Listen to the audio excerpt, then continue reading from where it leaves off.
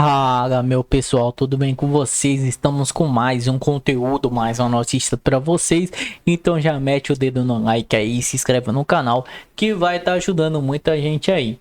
Hoje estamos aqui com o Oeste Sem Filtro, todos os créditos ao canal deles. O link vai estar aí na descrição e no comentário fixado. Então, sem enrolações, vamos ao vídeo. O STF adulterou o vídeo do depoimento do G. Dias, mas esqueceu de adulterar também a transcrição. A transcrição dos trechos que o STF tirou, suprimiu, adulterou do vídeo, continua no processo. Aqui está a transcrição. Olha isso daqui. A adulteração começa agora. A minha pergunta objetiva é: havia tropa de prontidão in loco? Havia. Você viu essa pergunta e essa resposta? Vamos para a transcrição. Está exatamente aqui. Advogado, sou eu. Eu entendi, general. A minha pergunta objetiva é: havia tropa de prontidão in loco? Ele respondeu, você ouviu?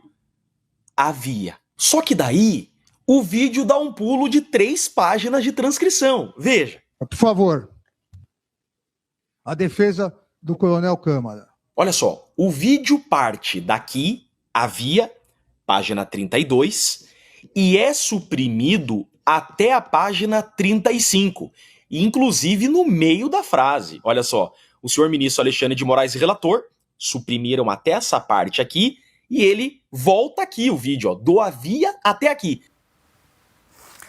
Ana, começamos com você, então, esse vídeo que o advogado do Felipe Martins publicou na sua rede social, dizendo, então, que houve uma alteração, uma adulteração, nas palavras do advogado, do vídeo gravado ali do depoimento do general G. Dias. Ele fala que há, então, uma divergência entre a transcrição oficial, que aí vai ali todos os diálogos trocados entre o advogado e o general G. Dias, e o vídeo que foi apresentado com cortes. Essa é a alegação, a denúncia bastante grave aí apresentada pelo advogado Jeffrey Chiquini. Paula, a palavra é essa, né? Uma denúncia gravíssima, mas e aí? Vai ficar por isso mesmo?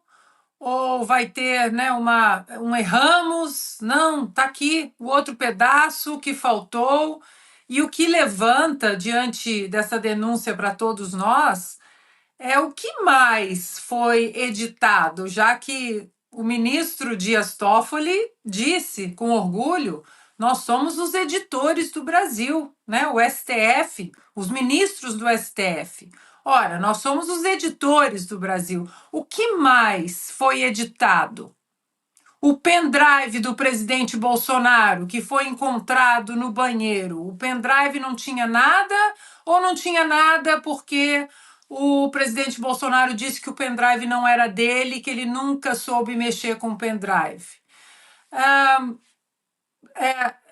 Documentos de entrada nos Estados Unidos, isso foi editado ou não? Outros vídeos, porque tudo, Paulo, não há transparência que nós precisamos ter diante de um processo de golpe de Estado. Eles iam derrubar a República. Eles iam derrubar. Havia uma trama de um assassinato em massa. Ministro, Lula, Alckmin. E não há transparência nisso tudo. A pergunta que fica para mim diante de uma denúncia dessa é: o que mais foi editado nesse longo processo, nesses inquéritos eternos, sigilosos, que nem os acusados têm acesso, ou os advogados dos acusados têm acesso? O que mais é editado dentro de tudo isso? Diga, Augusto. Isso aí equivale à obstrução da justiça, a ocultação de provas. Como é que pode você suprimir? Adulterar é a palavra mesmo. Sim. Aí você suprime um trecho que não te convém. Mas não há limites para os abusos praticados pelo ministro Alexandre de Moraes. Ele faz o que quer, elogiado pela OAB. Os demais ministros têm de se manifestar. os ex-ministros do Supremo também estão estranhamente quietos, com exceção do Marco Aurélio. Sim. Isso aí envergonha o Supremo. Não interessa o trecho suprimido, não pode Sim, claro. negar ao defensor o conhecimento de tudo. É que o advogado é teimoso e combativo, porque os outros já começariam a recuar diante da constatação de que já está definido o caso, já está decidido. A tal ponto que o Alexandre de Moraes começou a esconder o que lhe convém. Piotr, eu até estava conversando com o advogado, com o Jeffrey Checchini, pedindo qual vai ser agora, quais serão as providências a serem tomadas diante deste fato. Ele disse, inclusive, que já oficiou a OAB, reportando o que aconteceu e que amanhã também deve pedir esclarecimentos ao ministro Alexandre de Moraes antes de uma audiência já marcada e, inclusive, vai pedir o vídeo no original, sem edição, ou seja, o vídeo conferindo com a transcrição oficial que foi anexada aos autos, ao processo. Vamos lá, então precisa apurar o responsável. Se isso foi cometido dentro do Supremo, então é um crime que precisa ser apurado dentro do Supremo. Então precisa abrir um inquérito agora para apurar os responsáveis que fizeram isso. E também, além da OAB que precisa se manifestar com urgência, como já disse aí o Augusto, isso precisa ser levado, por exemplo, à Escola de Direito de São Francisco, onde o ministro Alexandre de Moraes é professor também. Qual a opinião, por exemplo, dos catedráticos de Direito da Universidade de São Francisco, da Escola de Direito de São Francisco? Vão ficar em silêncio? Para lembrar, é o pessoal da cartinha, aquela carta lá de 2022. Eles não vão falar nada? O Augusto lembrou de ex-ministros do Supremo, a exceção honrosa do ministro Marco Aurélio Mello, todos os outros estão silentes. E são vários. Sim. E são vários. Cadê essa gente para se manifestar? Adulteração é crime previsto no Código Penal. Acho que artigo 347, alguma coisa assim, mas enfim, o artigo pouco importa, mas é crime, está lá, dentro do Código Penal. E se ocorreu dentro do Supremo, algum outro ministro de outra turma, pelo amor de Deus, precisa pegar e abrir o inquérito e apurar quem são os responsáveis por isso, porque a adulteração de prova é para induzir a erro no julgamento. A única intenção de adulteração de prova é a indução de erro no julgamento. E aí, fica barato assim? Que resposta é capaz de solucionar esse problema que não seja uma investigação séria? Silvio, o Checchini oficiou a OAB, então alegando violação às prerrogativas da advocacia, intimidação aos advogados e à testemunha de defesa, lembrando que esse depoimento que a gente acompanhou, ele ocorreu na última segunda-feira, dia 21 de julho, em que o Dr. Checchini participou dessa oitiva do general G. Dias e ali então ele alega essa supressão, essa alteração do vídeo que não confere com a transcrição original. Paula, numa das primeiras capas da Revista Oeste, logo depois do tumulto do 8 de janeiro, a gente já falava que a verdade iria aparecer. Eu me recordo também de uma capa que dizia a verdade começa a aparecer depois que a emissora CNN divulga aquelas imagens do general na cena do crime. O G. Dias, ali a paisana, orientando aqueles manifestantes que entraram no Palácio do Planalto.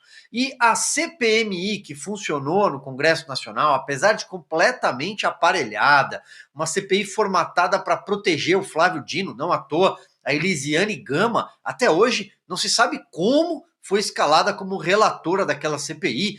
Aquela comissão, do pouco que ela conseguiu avançar, ela mostrou que documentos foram omitidos, ela mostrou que os alertas foram dados ao GSI, foram dados a vários órgãos, mais de 20 órgãos dentro da esplanada dos ministérios, incluindo até a Agência Nacional de Transporte, por exemplo, e tudo foi ignorado. Ela provou que o plano escudo não funcionou naquele dia, já repisamos esse tema várias vezes, usando uma analogia, como se a porta do Palácio do Planalto estivesse aberta, como se alguém tivesse esquecido de trancar a porta. As imagens que vieram depois, aquele manifestante do relógio, que aparece com a camiseta do Bolsonaro.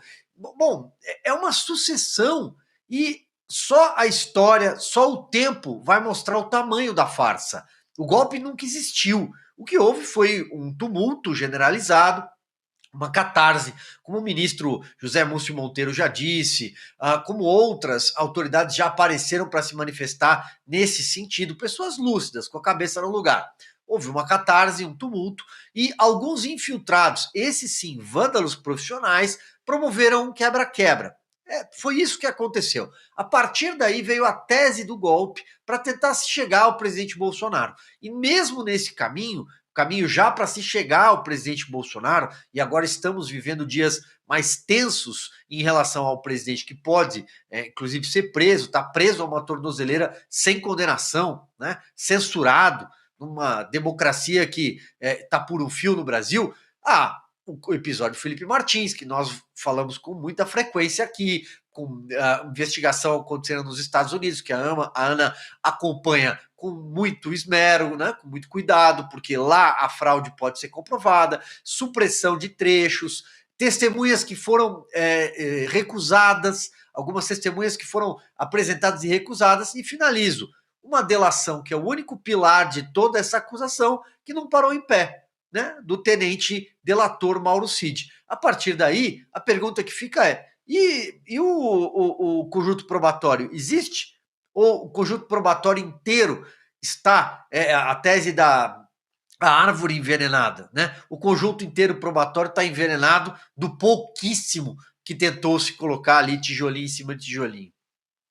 Olha só, a gente já vai trazer mais detalhes também sobre o depoimento do delegado da Polícia Federal, Fábio Schor, que prestou depoimento ao Supremo Tribunal Federal. Mas antes, deixa eu trazer uma outra notícia que acaba de sair. O deputado federal licenciado Eduardo Bolsonaro publicou na sua rede social o seguinte, deixa eu até exibir na tela porque foi agora há pouco essa publicação na rede oficial do Eduardo. Minha esposa, Heloísa, que não é política e nem milita nesta área, teve suas contas bancárias bloqueadas, sem qualquer justificativa legal. Trata-se provavelmente de mais um ato arbitrário ordenado por Alexandre de Moraes. Digo provavelmente, pois jamais foi sequer citado dos inquéritos que ele recentemente abriu contra mim, mas ontem resultaram igualmente nos bloqueios das minhas contas. O desespero de Moraes lembra o declínio de tiranos históricos que preferem o caos nacional e a morte à perda do poder. Ainda há caminhos para ele fora da toga, mas não creio que lidamos com alguém disposto a recuar voluntariamente. Eu, por minha vez, preparei-me para este momento. Nenhuma intimidação, nem mesmo atingindo minha esposa ou minha família me fará ceder. Mesmo criminosos respeitam certos limites. Moraes, não. Ao romper até com o código moral do submundo, nem bandido persegue a família dos policiais e vice-versa, ele escancara seu desequilíbrio e despreparo. Mas não se enganem. Tudo isso será usado contra ele. Está tudo calculado em nosso projeto para libertar o Brasil, por isso posso ser categórico da nossa parte. Não haverá recuo, nós venceremos. Tá aí então, Ana, essa publicação do Eduardo Bolsonaro de agora há pouco, 6h09 da noite, e aí um print da tela, né, mostrando então que a transação, a conta agora da mulher, da Heloísa, também as contas bancárias da mulher de Eduardo foram bloqueadas, assim como as contas bancárias do Eduardo, a gente havia noticiado aqui 2 dias atrás, agora então ocorreu o mesmo com a mulher do deputado, Ana. Bom, Paula, é o que nós estávamos falando ontem, né, sobre a entrevista do ex-ministro Marco Aurélio, ele dizendo que era um caso de divã e que nós falamos aqui que é um caso mais para camisa de força, para psiquiatra, porque ele continua dobrando a aposta em medidas ilegais, inconstitucionais, nas suas perseguições pessoais. Isso é parecido com o que ele fez com o ex-deputado Daniel Silveira e a esposa dele. Lembrando que a esposa do ex-deputado Daniel Silveira era uma das advogadas do deputado. Ou seja, ele Fala pessoal, estamos aqui no Conexão Política, o site que traz a verdade ao povo. Guerra diplomática, pedido para aplicar Magnitsky a Moraes, parte de terceiro em ação movida por Trump, medida em Rubrin. A empresa contesta bloqueios determinados pelo ministro contra os perfis de usuários nos Estados Unidos, solicitação de sanções e de Rogério Scotton com Anicus Courier. Ao contrário do que foi noticiado inicialmente pela Conexão Política, o pedido para aplicação da Lei Magnitsky contra Alexandre de Moraes não partiu da Trump Media nem da Rubrin, mas tem terceira parte envolvida no processo. As empresas Trump Media e Technology Group Rubrin acionaram a justiça por Estados Unidos contra decisões do ministro Alexandre de Moraes do Supremo Tribunal STF, alegando violação de direitos constitucionais de usuários residentes nos países. Segundo a plataforma, Moraes determinou o bloqueio de perfis em redes sociais de cidadãos norte-americanos, medida que para elas configura censura com efeito extraterritoriais. No entanto, o pedido para seja aplicativo Lei Magnitsky Global com Moraes foi apresentado por Rogério Scott, que ingressou na ação com Anicus Courier.